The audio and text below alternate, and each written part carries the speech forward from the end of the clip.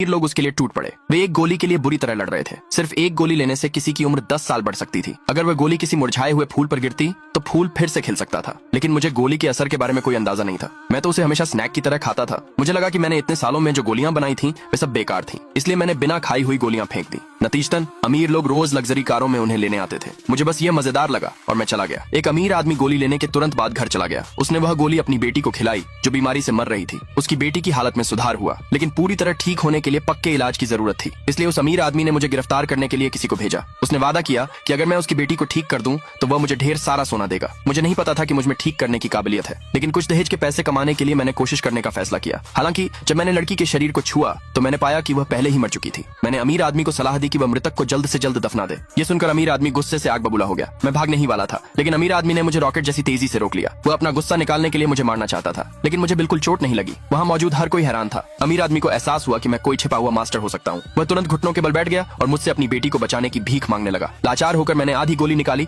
जिसे मैं खाना भूल गया था। मैंने वह लड़की को खिला दी और फिर मैंने उसके मुंह में सांस फूंकी। ये देखकर लड़की की बड़ी बहन को लगा कि मैं मृतक का अपमान कर रहा हूँ। उसने मुझे सबक सिखाने का प्लान बनाया, लेकिन अमीर आदमी जानता था कि वहाँ मौजूद कोई भी मुझे चोट नहीं पहुंचा सकता, इसलिए उसने मुझे जाने दिया। इस तरह मैं वहाँ से चला गया। अमीर आदमी दुखी होकर अपनी बेटी के पास रहा। उसने अगले दिन एक बड़ा अंतिम संस्कार करने का फैसला किया, लेकिन उसी पल एक इंद्रधनुषी रोशनी ने अचानक लड़की को घेर लिया। पता चला कि मेरी लगभग बेकार सी गोली ने काम करना शुरू कर दिया था। आगे स्टोरी देखने के लिए हमारे चैनल से जुड़ जाएं।